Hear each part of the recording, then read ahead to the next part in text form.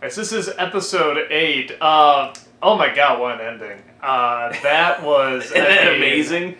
You know, this episode, the funny thing is, I was watching it, and I'm thinking, this is really good. My first thought was, I'm not as... The backstory for Kingpin is good, don't get me wrong, but it was kind of what I thought it would be, and the father kind of seemed one note. Yeah, I'm the guy that beats the wife and says, I'll beat you too, and whatever. He's got the thick accents. He's Joe Pesci? What was that? Kind of, yeah. But they kind of made it interesting that they made the wife kind of smart, but even then I'm kind of like, well, what's she doing with this guy? I'm not, like, I kind of want to know more about her in a sense, but especially when she just says, get the saw. I'm like, what is this woman's story? That was what I was. Get the saw. You know, that she knew obviously how to sort of get rid of the body, takes a bag a day down to the river and stuff. So I'm not saying it's like a bad character or anything, I'm saying that there's more information I think needed. But yeah, everything else about him, God, I just feel, it's so bizarre. I feel the emotion for this guy, even though he's doing these awful things. I mean, for me, this is kind of... he beats the living shit out of his dad, spoilers, you feel every hit of that hammer. Yeah, like, the rage buried within that kid. You just... It's like that scene in A Christmas Story on crack, where he like beats the crap out of the bully. Only it's just ugh. Well, and the beating of the wife was very intense, but it was. And at first, I was almost like it's just getting a little exploitive, but it was. No, when you see what's building up to, you just go, yes, that's... It's intense because of what it builds up to. It's also intense, and I think not exploitive because it's about the reaction on the kid. It's not hovering over her, watching him just the beat sound, the crap out of her. It's extreme sound. It's the sound, and it's all focused on Fisk. Yeah. You know, every time she gets whacked, like, he's just like, and you can see it building within him. So there was, like, a definite purpose to it. Yeah. And I think oh, man, I mean, so much of it is focused on that ending, but there is so much good stuff. And again, we see more of the, silence! We see more of the focus on Fisk and Wesley, which I like.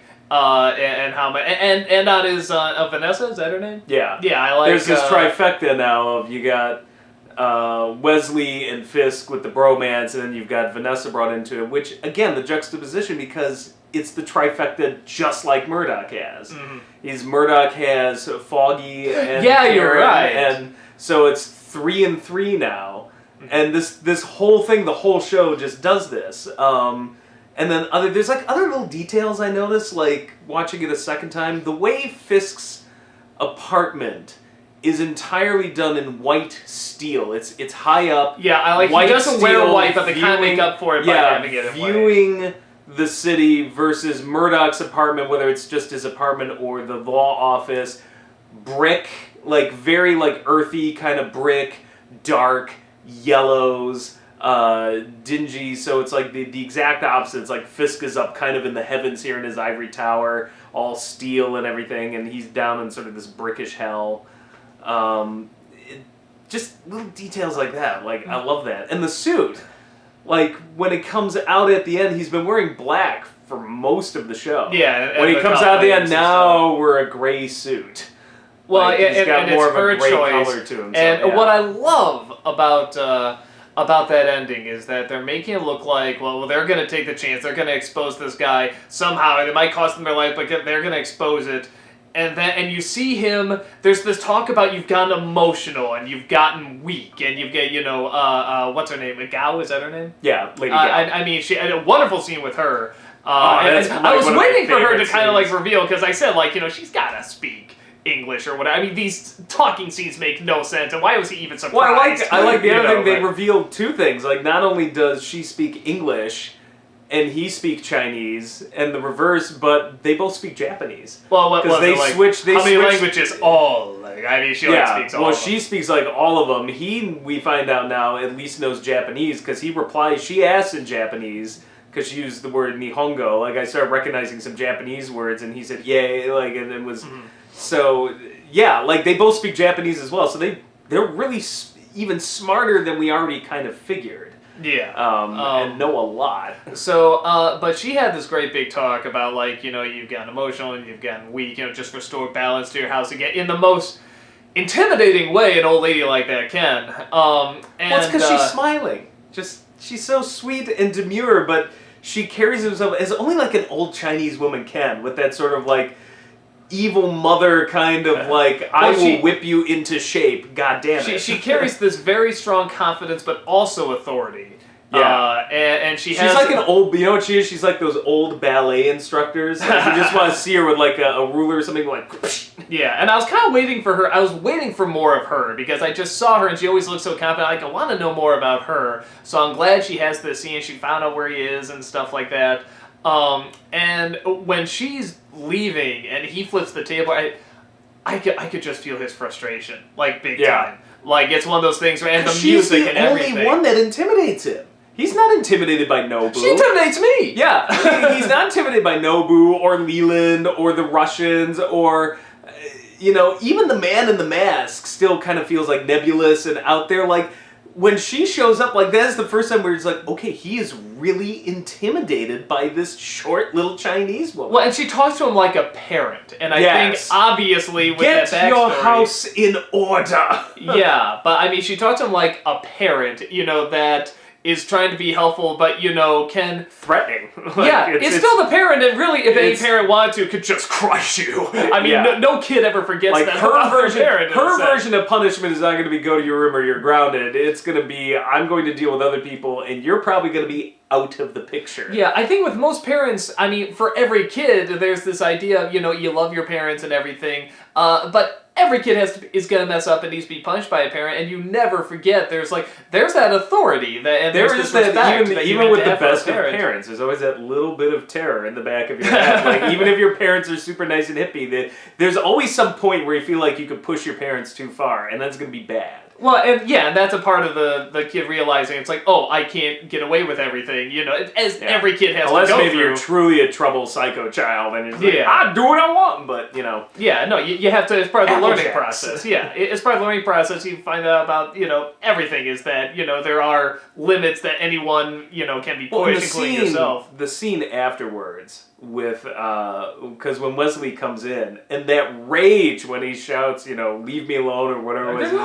Yeah, I was like, get out! Like, I'm just like, fuck. And again, because of that great scene with the Russian earlier, we know what he's capable of. Like, at any point, he could snap on anybody. Like, thankfully, he's friends with Wesley and stuff, but you saw that rage come out there for a second. Like, man, if Wesley kept pushing, he may have been on the, receiving end of a good couple of blows. Well, and he's, that scene, you feel so exposed watching it when she's just, and it's like, because she invaded his house. She invaded his house. On top of that, it says you've gotten emotional and weak, which are two things. I mean, are true. Are true, but you don't think, right. But you don't think are like that obvious to sort of like. He's trying to keep it hidden. Yeah, I mean, he's obviously someone who keeps very much everything in control and everything hidden. So just to become that exposed and in your own house, in your place where you are safe, is just, I really felt kind of the terror of that scene and that insecurity. And when he flips the table, I'm like, God, if I was, a fucking psychopath writing all this and stuff like that, I'd do the same thing. I would just feel so exposed.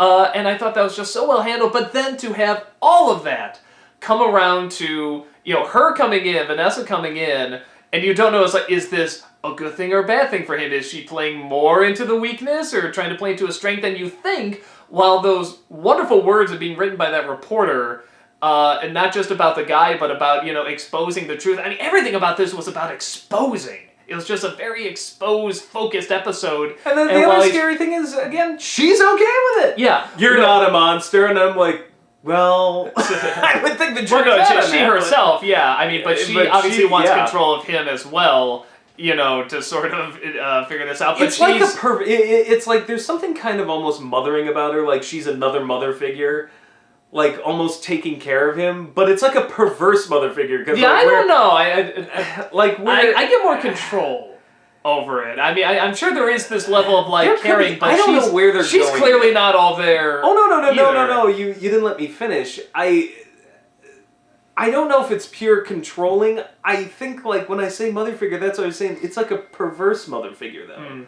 Because, like, a proper mother figure would, like, take care of you and be like, it'll be okay and this and that, but you need to do the right thing. Whereas she's like, I want to take care of you, I'm going to help you along, you know, do what you need to overcome this, but yeah, I'm totally okay with all these horrible things you're doing, because she has to know by now. See, I didn't get as much, I'm going to take care of you because I love you. I was at the look on her face, and she still had a little bit of a smirk. It was more like, you know, oh, Goofy, come on, get yourself back together. We're gonna, you know, I'm gonna get you out of this. I don't know. We go. I don't know yet. I think the picking the suit and the way they show the backstory in this one with the mother helping out with disposing the body, and the way she probably has a dark side. She's getting rid of bodies and doing this, and like I don't know. I see like there's a connection there. Like everything in this show is connected. But I'm not saying I don't think it's just control. Like I'm in this just for Fisk's money. She seems to be living a good life. You know what? She wants more money. Like no, but I think she honestly cares for him, but she's just messed up. You know what I see when I see her with him? I see her getting like a little bit of a thrill being with him. I think there's a thrill as well. But I don't think. But I don't think that's a parents control thing. But I don't think that's a control thing. Like she's just doing it. I just want control. No, but I mean, like, I guess I don't see it as much as like a parent thing either. Like sometimes she has to be like the parent, but it seems more like I think it's like a twisted parent. I think there's something she's like. Here's like somebody who's obviously broken, and I can fix them. Like, but. Like but also with that in my own twisted image, though, like not like a. You know what? That is so much fun about. I think about her character. It's like, yeah, we can't quite. Yeah. Well, I will say this. I can't say for sure. We don't know yet. Yeah, like, I'm not saying I know or that. No, it's clearly this. Like, I'm not entirely sure. That's part of the fun of the character. With the flashbacks and everything, that's kind of what I'm reading into it. But. Who the hell knows? Like, you never know for sure. Well, and with that, like I said, with that ending going on where she's picking the suits and getting the new cufflinks, you think, like, he's possibly becoming, quote-unquote, weaker because he's letting himself become more vulnerable and stuff, you know, to her, and becoming emotional, and he's in love and stuff, even though Gao just said this is not what you do. And then these words being written about to expose this guy, and then for him to come out, say, expose himself. I mean, and just who the hell would come out of here running these things and just to the world expose who you are, have this big anti-drug thing, just expose like your cohorts and everything, and just be like, you know, I'm nervous about this, but I'm standing up and I'm gonna say this, and you just see, oh my god, this was all part of just going the exact opposite direction and with this. It ties into the theme though, because in the beginning, you know, like, I forget if it was this episode or the previous episode, but, you know, Karen says straight up, you know, I need to do this. And yeah, I'm scared.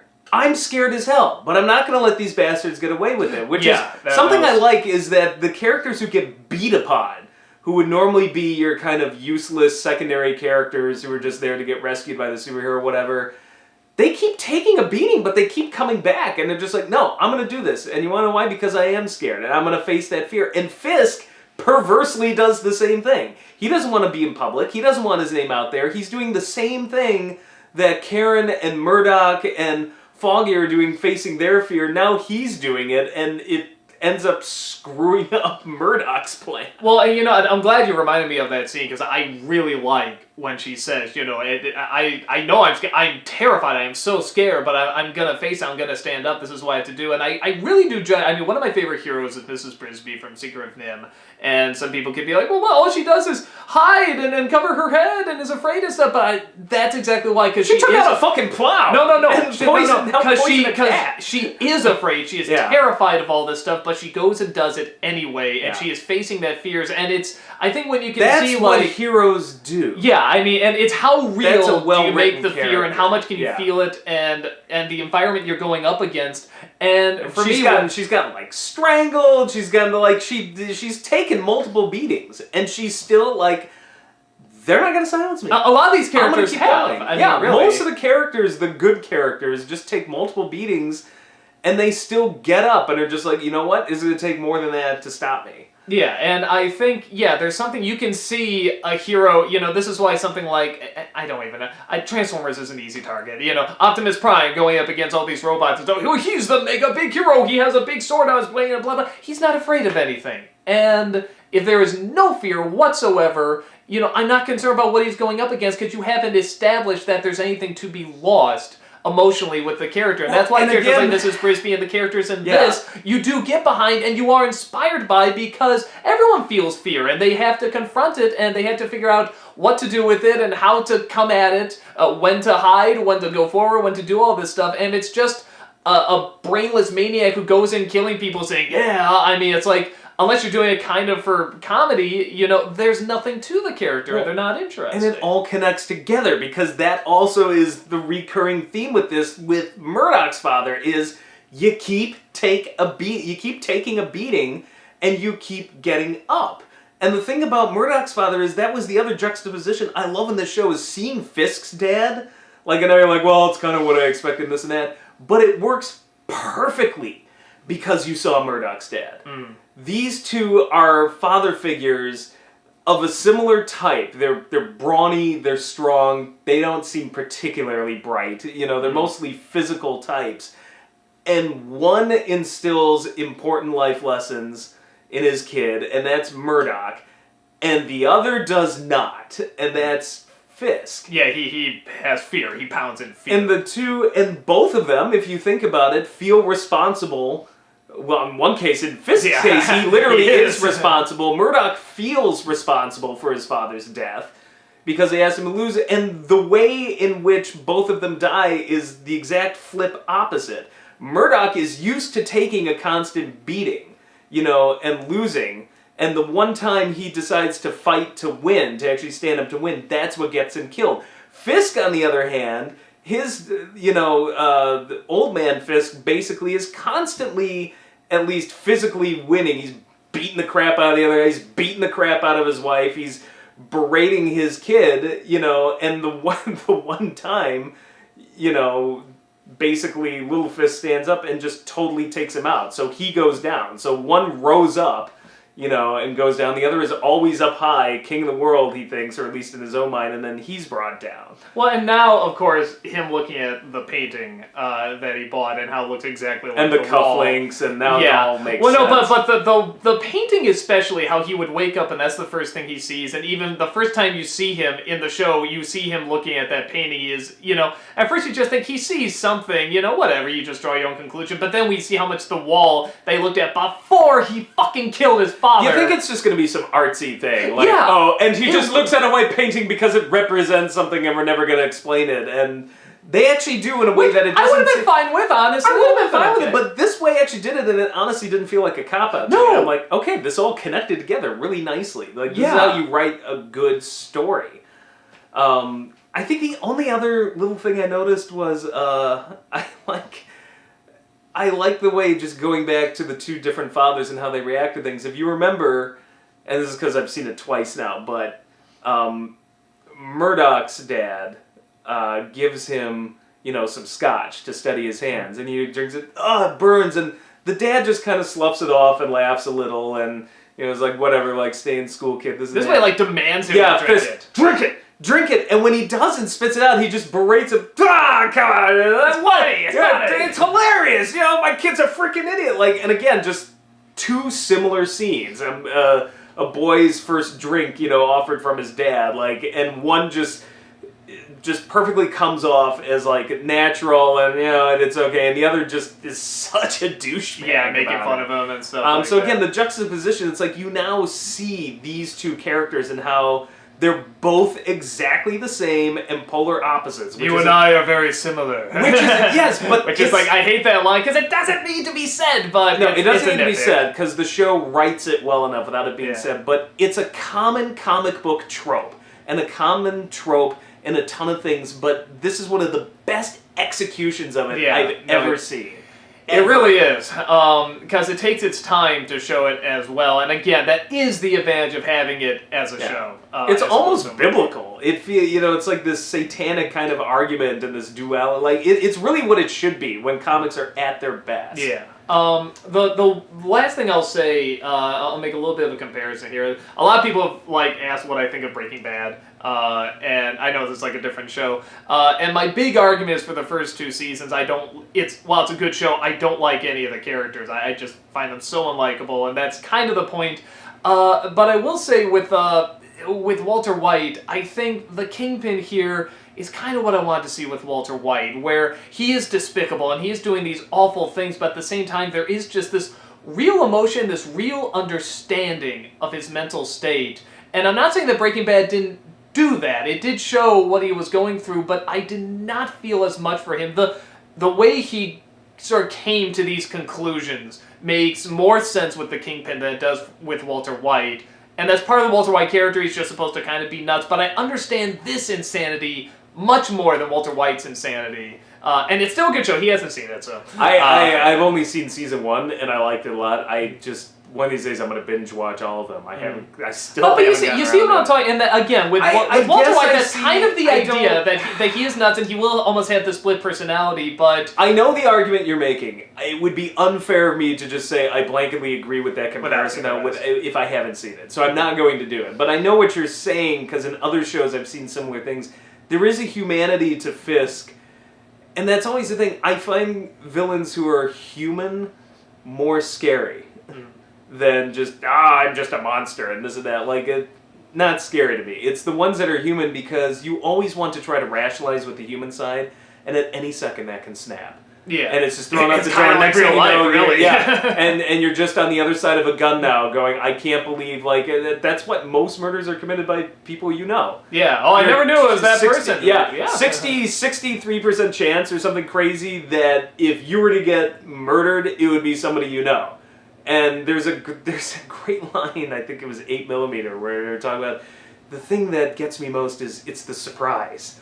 And that's when you have a human character kill something, there's more of a surprise. When you say, oh, they're a monster, this and that. There's no surprise to it, but when a human does it, it's truly scary. Yeah. Because you always think, I can rationalize my way out, or maybe I can do this. It's but if you just lose that human side in those brief instances, like with Fisk, it's tried to cozy up to him, tried to be his friend, still get your head taken off. Yeah, and I just want to reiterate real fast too. I like Breaking Bad, and Walter White is a great examination of a character. I'm not saying it's bad by any means. I just could not relate with him like I relate with a character like the Kingpin. So no comment. Yeah, but yeah. So again, it's just complimenting just what a great character it is, and just when you think it's going one direction, man, are they good at throwing a nice little spin on it. I thought at the end of this I had it figured out. I'm like, yeah, me too. I'm like, okay, now it's going to be Kingpin's revenge because he's been outed. Yeah. And I'm like, oh shit. Where are we going now? I was like, did not see that one coming. It makes you appreciate not only the storytelling, but the characters, that they thought of this, and that it's like, you thought you knew this guy, you thought you knew more about this guy, but they keep throwing these surprises at you, and they're understandable and they're relatable. For the most part, they're all smart. They're not bleeding idiots. Honestly, I think the Russians seemed kind of dumb, and then probably the 2 biggest idiots, just for lack of just actual smarts, is probably just the 2 dads so far. Most everybody is pretty scheming, pretty conniving. Even Karen and Foggy, they're using their brains. Well, who's the Patch Adams guy? He's getting a little dumb, but he's still staying in the game okay. Oh, Leland? Yeah. I don't think he's dumb. He's just emotional. I think he's playing all sides, honestly. Mm-hmm. Maybe he's just a complainer. I just see complainers. But yeah, these characters aren't dumb, and it makes them more interesting to watch. Mm-hmm. But they still have faults. They're still interesting. They're still human and relatable. So yeah, love it, man. Can't wait to see what we got. 5 left, something like that. Yeah, I think so. I'm excited. I'm really excited to see where it's going, and we'll see you at the next one later.